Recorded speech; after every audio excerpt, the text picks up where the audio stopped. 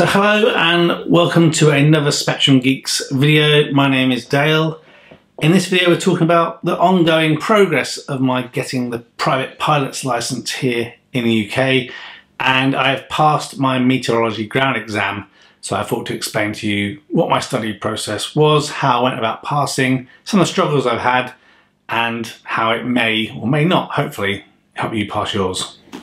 So if you've watched other videos on my PPL journey, my ground school process is remaining pretty much the same. It seems to be working, so I'm sticking with it, and we'll see how we get on. So I just provide a quick kind of reminder on that in case this is the first time you're watching one of my videos. So I bought these Pooley's ground school books. I got them off eBay because they were cheap. I think I paid like £80 for the set. But they are older books. So this one is Air Law and Meteorology, and it was published in September 2017, so the 14th edition. So quite old, but still valid. Again, I'm not an expert, but in my brain, you know, meteorology is meteorology, and it encompasses about half of this book. So even though it doesn't look like a lot, I've got to be honest with you, meteorology has been my hardest exam so far on this whole PPL journey. So my process is I read the Pooley's book from page to page all the way through. I don't actually do any of the practice exam stuff in the book. I just move straight on to Easy PPL. If you're not familiar with what Easy PPL is, it's not an app, it's a website. You look at it on your computer or on your phone or on your iPad, so you can do your kind of training anywhere you have an internet connection. I then go through each one of their slides, again, on meteorology. So I went through all their slides and their interim chapter tests. And then at the end, you get to do, I guess, their kind of formal mock meteorology exam. I go through that, fail lots of the questions, especially to start with.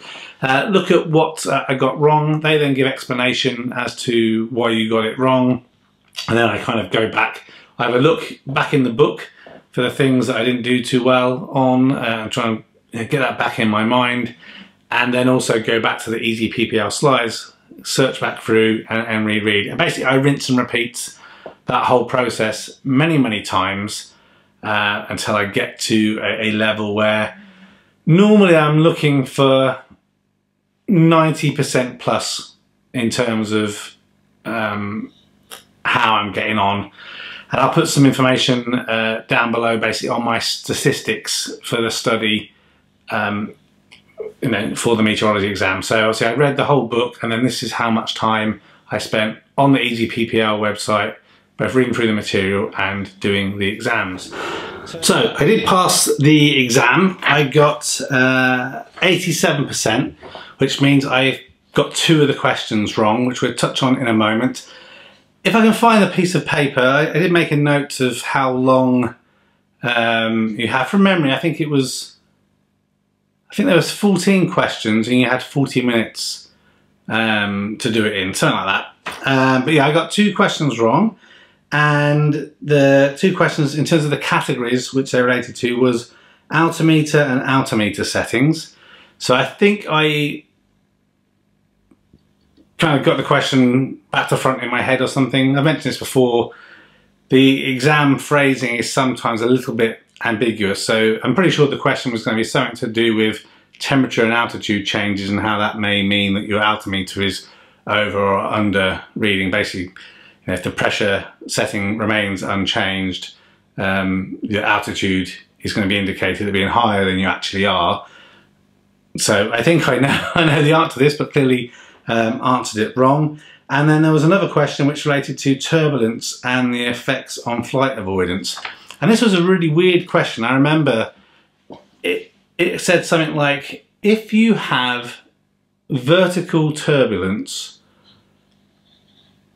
or vertical, if a thunderstorm generates vertical wind or something, what would happen? So I basically selected the answer that it would affect the lift of the aircraft. So if you're getting kind of strange, you know, vertical wind shearing that's dropping in and out and whatever, obviously that could affect your flight speed, and obviously then the lift of the aircraft, so that may be an issue, but apparently I got that wrong. Obviously when you get the questions wrong, you don't find out what the answer should have been, you just get the random Syllabus Objectives mark that you then have to interpret yourself. So for this, for me, was 050.02.01.02 and 050.10.02.01. And you can look that up on the CAA website, and it tells you basically the kind of questions that you're going to be asked. So in terms of the struggle that I had with it, part of it is a personality thing. So, you know, part of my brain is like, if those clouds don't look good, or there's a thunderstorm, I'm not going to fly anywhere near them. So I don't really care whether it's a cumulonimbus or a lenticular cloud that's over a mountain ridge or something like that. But obviously, got to get your head out your butt and focus on kind of getting on with things. But I tend to use these kind of little record cards, and I will write out all the things that I'm struggling with as I'm going over and over the revision. And then I basically will keep these in the car normally, and when I'm, you know, driving around sat in the car waiting for my kids to come out of school or something, I will start to read through these. So I thought I would read them to you so that you know the things I struggled with. And again, there's a couple of things where I try to develop a little system that kind of helped jog my memory on it. For example, when we go back to air law, one of the things that I would remind myself of is Q and H. H is not height, it's altitude. So I knew that Q and H was altitude and QFE was height, as an example. Little things that I would do to try and, you know, make my brain remember that under exam conditions. So I'll read you through some of these things, and they may or may not help you, or at least if you're struggling with this, know that you weren't alone. And with a lot of these, actually, the exams, I thought air law was hard. Meteorology was definitely the hardest for me, but start off frustrated and thinking, oh, I'm never going to get this. And I try and give myself a month is the time frame I try and work toward, just over a month to study and pass the exams in addition to work and everything. So talk about the things. So first thing was some of the weather reporting mechanisms. So you got Volmet. So Volmet is an in-air METAR reports. So that was something that, you know, for some reason I struggled to remember that. And again, that Volmet, even now, I didn't have something that clicked in my brain with what that meant. Then you have GAMET, which is the Met Office Regional Forecast. And then you have AirMet. I mean, AirMet is really the same thing as GAMET. So Met Office website you can go to and get those Met Office regional forecast reports. Then these two are close together and are related. So a couple of things that might trip you up. One is the troposphere. So what is the troposphere? And this is where basically most of the flying occurs. And then there's the tropopauls, which is slightly above that. And the question you tend to get asked around there is, what is the distances from the poles and the equator? Now the answer is the tropopauls is 9k at the poles, and 9 kilometers and 18 kilometers at the equator. So the way I remember this is 9 is a bit like a P, it's a backwards P. So 9 kilometers at the poles. So 9 and P is poles and 18 kilometers at the equator. Then the different types of clouds, I gotta be honest, I kind of struggle with those, and it was just looking at pictures over and over again and kind of having, I don't have a photographic memory, but try and then remember the picture of the cloud to then remind myself of what it was. So cumuliform clouds, they're heaped, kind of cauliflowery typed clouds. There's the cirriform clouds, they are wispy and wavy and quite a light cloud. Then you've got the stratiform clouds, they're the layered clouds and cover a very wide area. Then you've got lenticular clouds. Now these ones are a bit easier to remember once you get it in there. So lenticular clouds are always on the tops of mountains and kind of wavy in shape. Then you have the cumulonimbus clouds. So they are clouds that will have heavy showers but of short duration. Then you have nimbostratus clouds, and they have prolonged rain. Then you have stratus clouds, and that's basically overcast cloud, which is very common here in the UK. Then in terms of the types of clouds that you might have, in terms of the type of atmosphere you have, so if there's a stable atmosphere, you're going to have stratus and cirrus clouds. If you have an unstable atmosphere, you're going to have cumulonimbus, cumulostrato, and lenticular clouds. And also in terms of understanding cold and warm sectors, if you have a cold sector, that is when cold air is passing on a cold front. And that, I think that kind of sits in with the unstable atmosphere. You must have rotor clouds and cumulonimbus clouds as well. So again, I'm not an expert on these things. I'm just sharing with you some of my experiences. In terms of understanding pressure and temperatures go from high to low. And one of the things that I've written down here that to try and remind myself is high to low, down you go, cold kills. So basically, as you're going down, your instruments may not be reading correctly, and if you obviously screw up, you're going to die. So you want to kind of keep that in mind. So that basically, for my reminders, you may be lower than your instruments are telling you, so you want to make sure you check and adjust that. Another thing, again on my notes here, free wind. So free wind is at 2,000 feet and it's typically twice the surface speed of ground wind and around 30 to 40 degrees angle of more wind. Radiation fog, so there's a couple of different fogs here. So radiation fog occurs when there's been a night, clear sky, high humidity and wind of 5 to 7 knots. Advection fog, this comes from a moist air mass over a cold surface and is relatively easy to predict. Then we have hoarfrost, so this requires light wind, clear skies, moist air, night cooling of around 0 degrees centigrade and also potentially thunder. Then when we look at some of the stuff on the plane itself, so piston icing, so this will happen from an extreme cold with low humidity but also a high power setting. That's one of the things that my brain would kind of get confused about. But obviously in the cold, you need the heat to generate the moisture. So then obviously for carb icing, you need to have positive OAT to create that water vapour. Again, a bit like the piston icing we mentioned before. Moving on again to thunderstorms. So thunderstorms, we will have a gust front, heavy precipitation and potential icing. And remember that a thunderstorm needs water vapour, and an unstable atmosphere is upward lifting, and the colder the better. So I've put there a couple of winds, geostropic wind. So these require or has pressure gradients and Coriolis force. Those things together is going to equal geostropic wind. Orographic lifting, so this is clouds formed by air being forced upwards. The Foehn effect is the cloud base and the temperature is lower on the ground wind side. This is a question that came up quite often. So where you have wind that's kind of sweeping up a hill on the lower side, you will have some rotor winds, but typically the clouds are going to be higher and the temperature is going to be higher. So it's going to be nicer weather on the downwind side of the hill.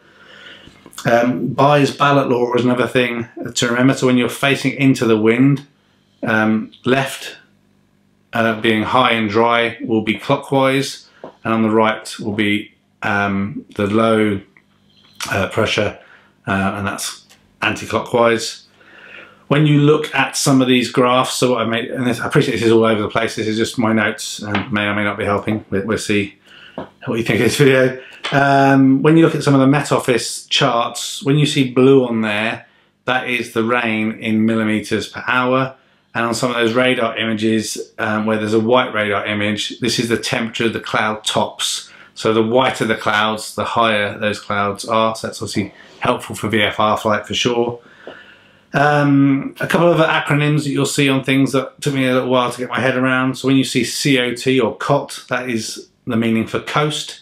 When you see LAN, so LAN, that is land. And MON, MON, is for mountains. whenever you see something on one of the weather charts that says no sig, that equals no significant change in the next 2 hours.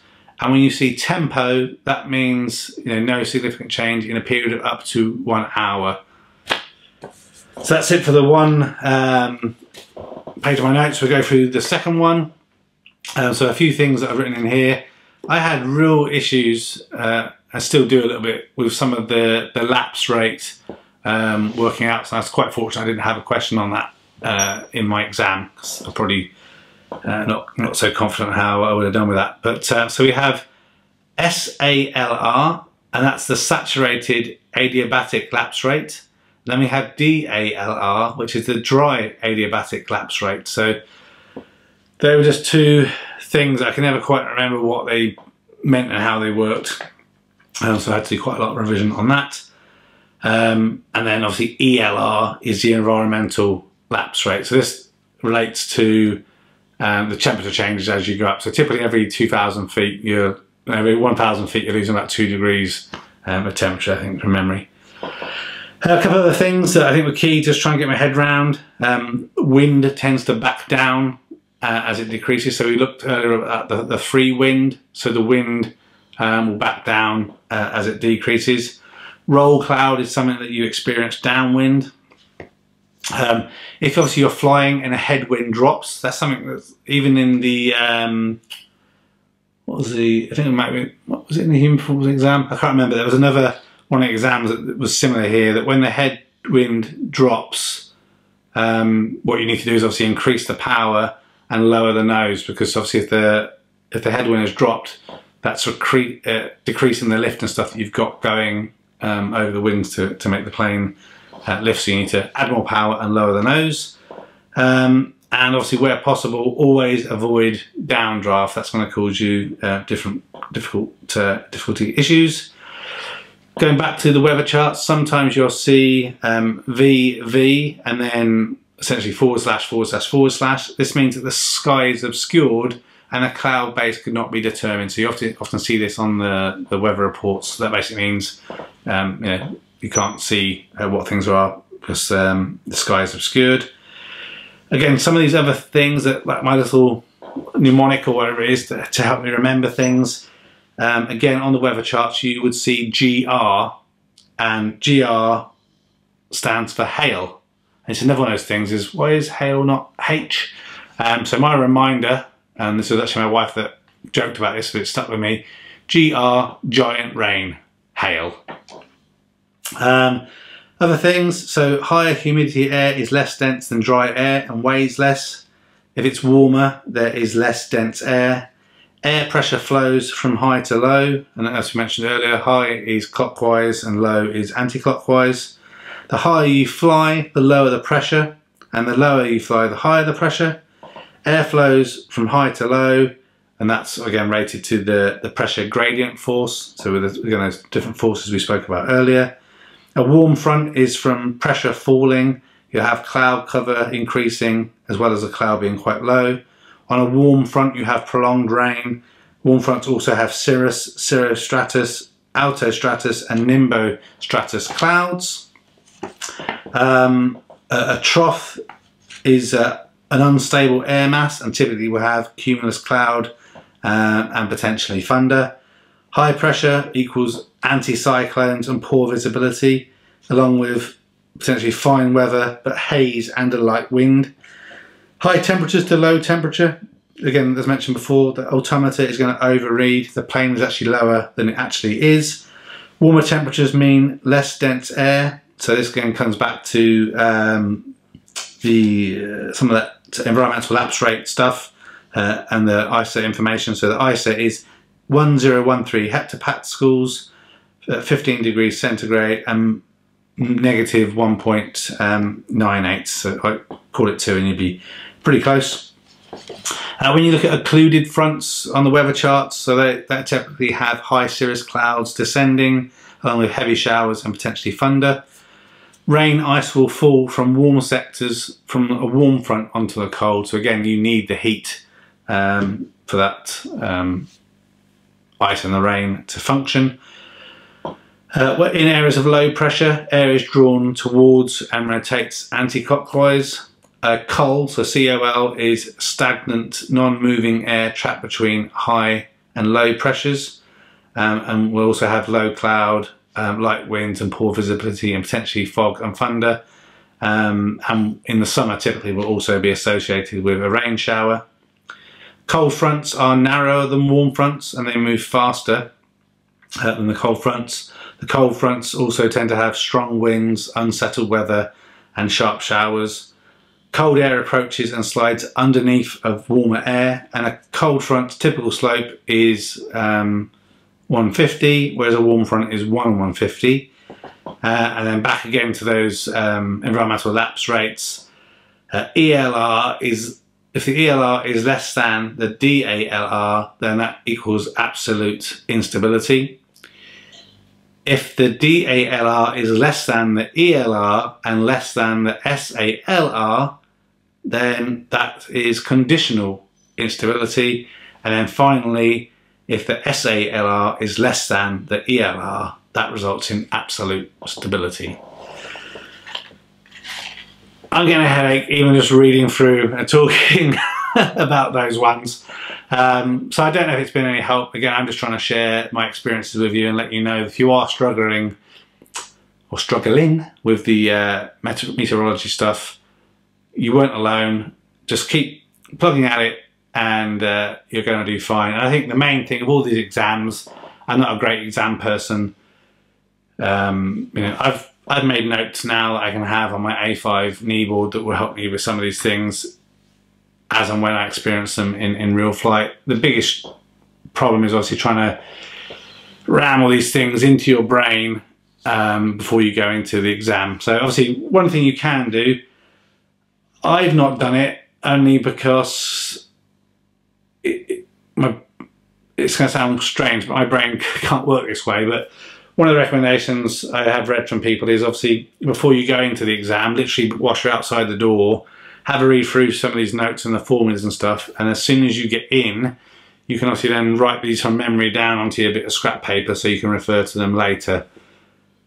For some reason I can't do that because my brain's then too focused on those 1, 2, 3, 4, 5 things, and I then struggle with being able to access all of the knowledge that I've gathered for a subject. So that's it. Probably a long video speaking about meteorology, or just at least my experiences with meteorology exam. Like I said, my hardest one yet. I'm now moving on to air navigation. The whiz wheel is amazing, but it does far too many things to get my poor little brain to understand right now. But hopefully there'll be a video in the future to say, guess what? Boom! Passed the air meteor navigation exam. But yeah, we shall see how we get on. So thanks very much for watching. Please like this video if you have done. Consider subscribing and pressing the bell notification would be much appreciated. Until next time, take care. Goodbye for now.